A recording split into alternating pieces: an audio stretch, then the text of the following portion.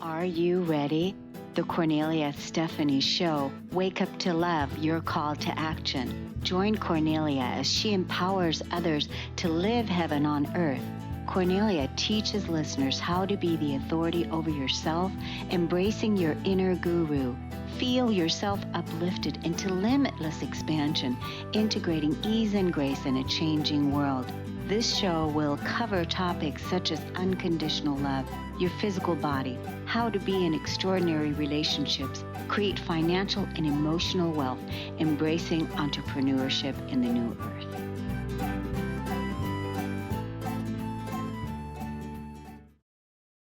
Welcome to the Kornelia Stephanie Show, everyone. It's an honor and a pleasure to be with you today. I'm going to introduce you to Benjamin Lueck. He has been here before on the Kornelia Stephanie Show, and we're going to go deeper into the discussion of what we were talking about when he was here in the first time. So very, very inspiring story. He's launching his first book now today, and we're going to talk all about it. But let me introduce you first. Over the last 25 years of leading and developing teams, Benjamin has seen a lot of other leaders blow away KPIs and performance metrics while either not realizing or just straight up ignoring the toxic workplace environment they were creating to get those results. That experience of leading and developing teams across 3 continents in the volunteer, commercial, government, and entrepreneurial sectors led to the creation of the Ideal Team Framework. This framework has been a battle tested to prove that it is simple action steps empower leaders to build insanely profitable, high-performing teams that last. So you can check out the free training videos and downloads on Benjamin's website, which he'll let us know about here in just a little bit. You can also grab a copy of Benjamin's newest book called The Antidote, which we're going to talk about today. Connect with Benjamin on social media and subscribe to the Priority Initiative YouTube channel. You can join the mission to end workplace-related suicide by bringing the Industrial Revolution era status quo principles of leadership and team development into the information age with a modern people-first approach to business. And let's start with your team, says Benjamin. Welcome to the show today, Ben.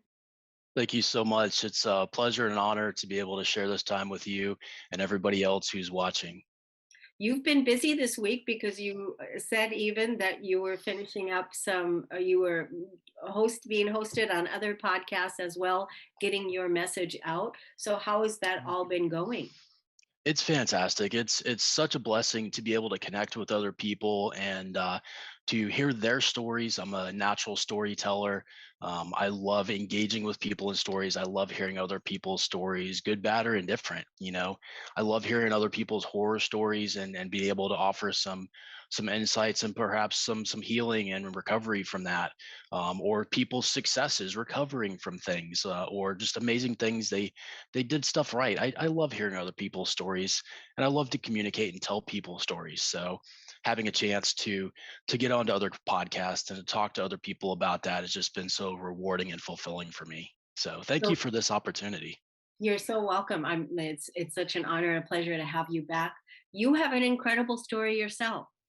I do. I do. I'm not going to jump back into it, not going back to 1994 when I was 12 years old and I started my first entrepreneurial effort. And, that was a long time ago. And 15, I started my first team. It was 25 years ago. Yes, I am in my 40s for the people doing math. Um, I want to back up just a couple of years to 2019. And this was summer 2019. I'm in the Army at this point. I'm an Army staff officer. My specialty is human resources, and I'm help preparing a unit for another deployment. During this time where we are going out into the field doing training and certification exercises every single month. Um, I am working from about 5 o'clock in the morning is when I show up to work until about 7:30 at night when I finally pack up my work laptop and head home, so that I can hug all my kids before they have to go to bed. Um, working that 5 to 7, 7:30 every day, taking my work laptop home with me, working on the weekends, getting phone calls 9, 10 o'clock at night on the weekends. Um, Suffice it to say that the climate in that workplace was there was a lot of toxic elements about it. Um, but in addition to that, I'm sure that people listening to this can relate of, bosses being like, hey, I needed this yesterday. How come it's not on my desk, and putting all this pressure on you, and um, just creating a very stressful, toxic environment with a lot of the elements there. There's all that piece of it, which I'm sure some people have experienced, some people can relate to. But everyone in the workplace is a person. They have a life outside of work. They have things that impact them physically, emotionally, spiritually, mentally. And a lot of times we try to separate the humanity from the workplace, and treat people like assets or resources. I've even heard some people, and it may be well intentioned, but they say our people are our greatest asset. Mhm. Like, I appreciate the sentiment, but you're still viewing the people as an asset, as a piece of inventory or piece of equipment. You're not viewing them through the humanity lens of, this is a person. I'm having a human to human interaction with a person who has hopes, dreams, feelings, desires, fears, emotional stressors outside of work, things that are going on in their real life. And that's what was happening to me, because the summer of 2019, my son was cooking breakfast on a Saturday morning for us. And he had a focal seizure while he was cooking breakfast, and ended up picking up with a hot pan and getting second and third degree burns on both of his hands, um, in the midst of this seizure. And we ended up having to rush him to the emergency room. He ended up having to get triage surgery on both of his hands to try to save the nerves and the tendons and the muscles and stuff under the skin. Thank God that the triage surgery, it worked in terms of saving all those nerves and everything. It was a blessing. But he's sitting in there in the hospital with 96 stitches and all the skin grafts. They took a huge chunk of skin off of his leg to be able to do that. And because of the bureaucratic delays with insurance, we weren't able to get in to see a hand specialist.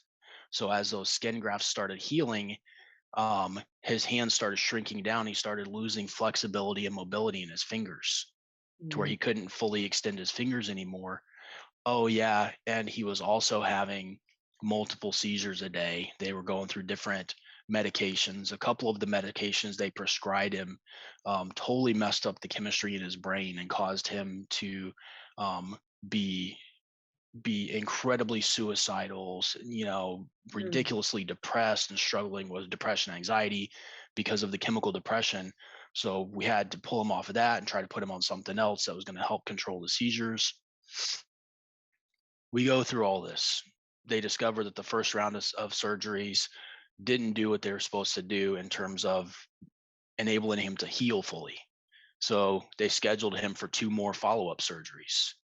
Um, and they had the first set of skin graft surgeries for triage, and it was all stapled together to try to make it heal. And that didn't work, so they went in and did a second round of triage surgeries that they stitched in. And when they discovered that that wasn't working, then we finally got into a hand specialist.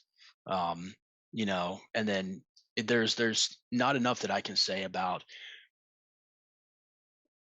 having access to experts makes all the difference in the world when it comes to saving your life, saving the life of your business, saving your relationships, your marriage, whatever it is in life. There are experts out there. Not everybody is an expert at everything, but there's people out there who are experts at something. And it's usually something that you're not an expert in. So having access to someone who's an expert at something can mean the difference between life and death in whatever area of your life we're talking about. So I'm a huge proponent of people who are coaches and consultants and experts, and people like this who specialize in something and provide that wisdom of experience and expertise. So we were finally able to get connected with an expert, someone who is a hand surgery specialist, and a hand specialist. And they were like, okay, this is what we're going to do. This is how we need to fix what's still going on. So he still has full range of motion, and he doesn't need another skin graft surgery a couple years down the road as he grows and his hands get bigger. So they scheduled him for 2 more follow-up surgeries. They're going to do one hand at a time so that he could actually do stuff with the other hand while it wasn't recovering. Through the course of this, I'm still going out to the field every single month, working that 5 in the morning until 7:30 at night. My wife has got her company that she's running. The nanny's helping out as much as she can. We've got this lovely lady who's helping out around the house, but he's still having multiple seizures a day. I'm almost never home because of my work responsibilities and work requirements. And then we discover that the reason he's having seizures is because he has a tumor on his temporal lobe, and they're going to have to operate. They said that the seizures are just going to keep getting worse and worse and could lead to go from focal seizures to grand mal seizures, to where he goes catatonic and stops breathing and all of that. So long story short, they're like, this is the earliest, the March 6th of 2020 is the earliest we can get him in for surgery. Well, March 6th was also the date that my boss had scheduled for me to get on a plane and fly overseas in country to set up our human resources cell to receive the main body of soldiers who were deploying. So I went to my boss at the time and I told him, sir, this is what's going on. My son has a brain tumor. They've scheduled him for immediate brain surgery. And this is the date when it is. I'm not asking to be excused from the deployment. I put on a uniform to defend and serve. Can I send a member of my team who's highly qualified, who can do the same job that I can do because I've trained them? Can they go in my stead about a month early to get all this set up, and then I'll go with the main body? So I'll still go on deployment. I just want to be there for my son's brain surgery and to make sure that he's set up and taken care of for post-op recovery. And my boss was like, yeah, no, plan on getting on a plane. We need you there. I want you to be there. So through all of this that was going on, I started struggling real bad with fatigue and insomnia and anxiety and depression and suicidal ideations and stuff like that. Just the crushing weight of all of the stress and the toxicity in my workplace environment, totally disregarding everything that was happening in my life, got me to this point that a lot of people are at. I've talked to a lot of people and they get to this point because of different things in their life. But there was a leader in my organization who was an amazing man, and he showed up as an exceptional leader for me and was there for me when I needed a leader the most. Even though my boss and things like this had these other focuses and they were creating this certain kind of toxicity in the environment. So Ben, I just want to find out, like, when you told your boss, we're going to take a break here in a minute, and then when we come back, we'll finish the conversation. But when you told your boss that your son is having a brain tumor removed, that surgery is scheduled, and he said, "Yeah, no, I really need you to be there," was that like an instantaneous response from your boss? Like right away, he answered that back rather than going away, coming back. But was that an instantaneous response? It pretty much was. Yeah. The conversation lasted about 5 minutes. I told him everything that was going on. I showed him all the documentation from the doctors and things like this. And he was like, yeah, no, mission's more important. You know, Yeah. what me being successful at this thing that I've been tasked to do is more important than what's going on in your personal life.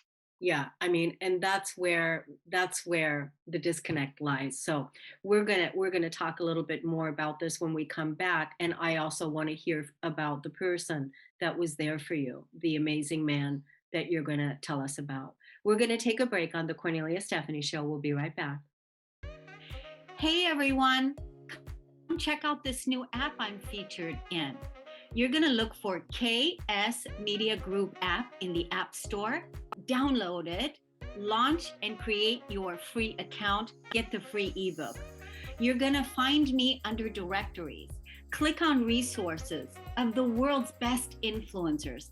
Find me at the top of the list and take advantage of evolving your daily practice, cultivating deep inner peace, growing in love with my YouTube channel, and all the ways that you can connect with me now. So, welcome back, everyone, to the Cornelia Stephanie show.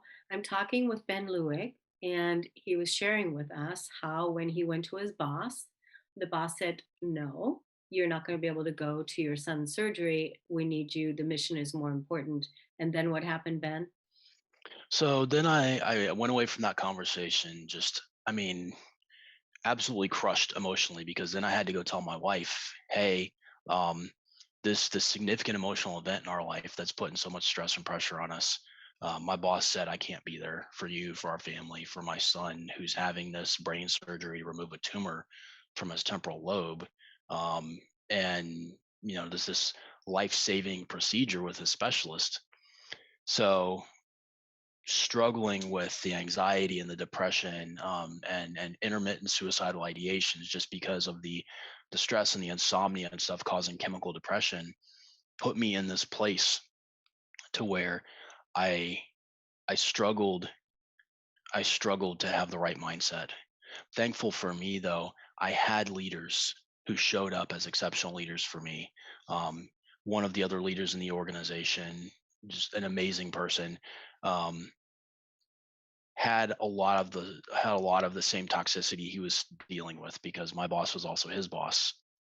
Um, and he had more stuff placed on him, but he still took the time out of his day to check up on me and see how I was doing and get updates on my son and my family and see if there's anything that he could do to support me in my professional responsibilities and things like this. And then there were a couple of other officers, who also would just regularly come by my office and be like, "Hey, man, how are you doing?"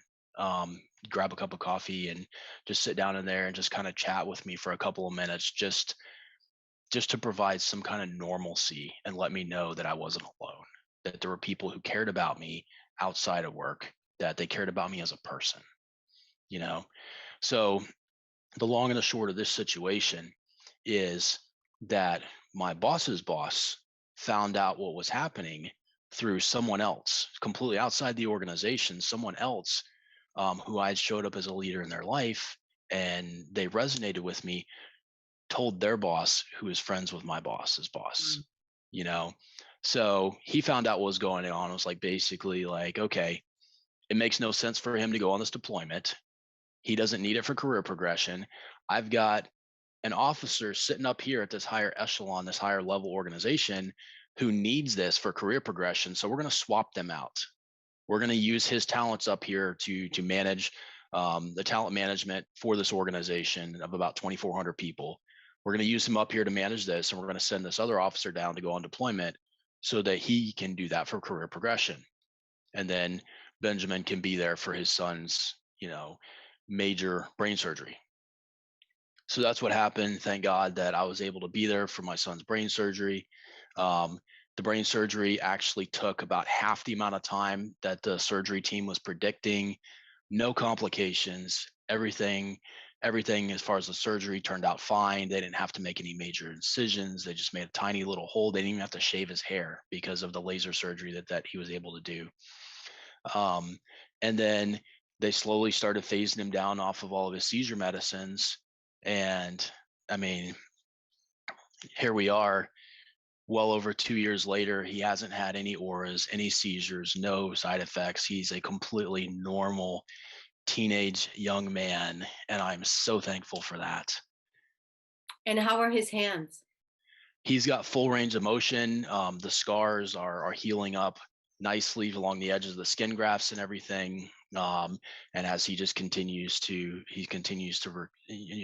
restore, with lotion and stretches and all the things that the specialist, the expert therapist, told him. He hasn't had to have any additional skin graft surgeries. He hasn't had any issues with mobility or sensation. His hands are completely fine and he's I really completely want to seizure say free. that's so awesome. Congratulations on that. I just really feel like, God had a hand in that, like, Yes. through all the right people that were coming forth to support you in all of this. And it's a wonderful, a good story, ending, we should say, to begin again, to, you know, for your son and your family. Absolutely. So throughout all of this stuff that was going on, I still had a responsibility to show up as an exceptional leader for my team, the people that I was responsible for. And throughout all of this stuff, this idea of taking everything that I had learned over the past 20-25 years about developing high performing teams and condensing it down into a book that talks about the framework that I've personally used to be ridiculously successful at leading teams and developing high performing teams over the years. I was like, other people need to know how to do this, because the toxic environments are the root cause of the depression, the anxiety, the insomnia, all of these things that for some people lead to workplace related suicide. I was like, this is preventable. People just need to know how. Mm-hmm. And that's where this book spawned out of, was being in the midst of the fire and coming out of it and seeing other people still in the fire and attending funerals of people whose leaders didn't show up for them, and they made a permanent decision to a temporary situation and they're no longer with us.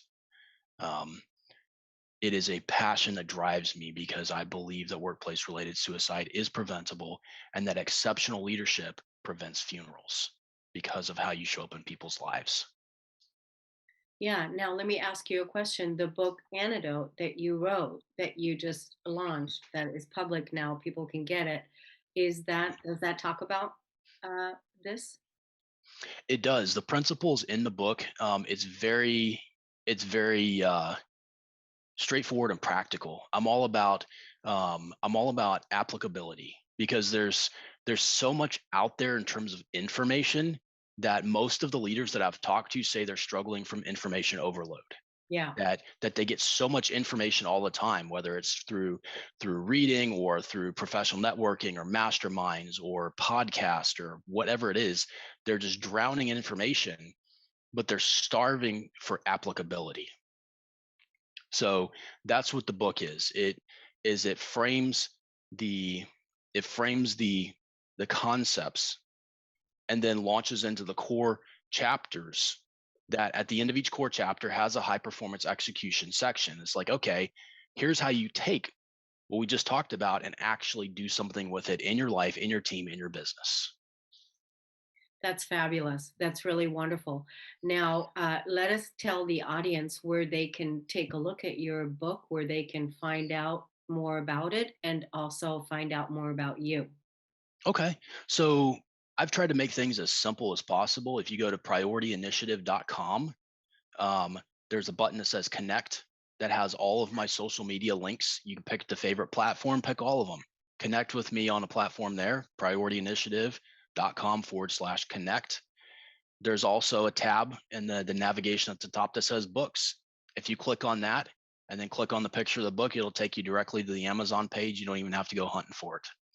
And then there's also a about us that tells you more about who my company is, what our mission and vision is, what our 6 core values are, and then there's some pictures of me with my family and some other stuff in there, for the people that want to check me out. That's wonderful. Now, are you still in the military today? I am not. I transitioned out in May of last year and launched my company. Good for you. Congratulations. That's a whole Thank new you. beginning.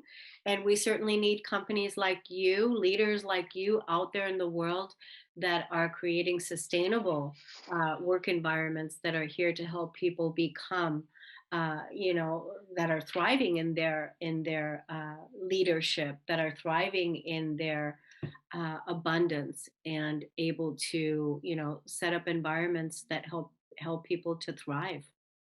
Absolutely. I completely agree. I mean, it's something that everybody realizes, that every organism, no matter what it is, either thrives or dies in direct relation to the environment that they're in. Mhm. It's the same with people. Humans thrive or die based on the environment that they live and they work in, you know? And thank God that all these companies and the federal government, things like this, have invested so many hundreds of millions of dollars into suicide awareness and suicide prevention and behavioral health resources. And that's amazing and wonderful. I'm so thankful for that. But that's still only addressing a symptom. The root cause of it is the environment that those people are in. And that's what I'm going after. And good. We need people to go after the root cause, to go to the root cause, because otherwise, that symptom that you were just talking about is just basically a pill that's there to cover it up, and it never gets to the root cause. And so thank you so much, Benjamin. It's been an honor and a pleasure to have you here again on the Kornelia Stephanie Show. And I know we're going to see each other again in the future. I wish you much success. Thank you so much. I appreciate you and I appreciate your time. Blessings. Thanks, everybody. We're going to close out the show today. Have a wonderful, wonderful rest of your Friday. Stay tuned for the next Kornelia Stephanie Show here on Transformation Talk Radio. Take care, everyone. You've been listening to the Kornelia Stephanie Show, Wake Up to Love, your call to action. Tune in each week on Transformation Talk Radio. Kornelia's joy is to engage others in practical ways, showing us how to live in the new earth in harmony with our true nature. For more information on Kornelia and her extraordinary work, or to listen to past shows, go to her website at korneliastephanie.com.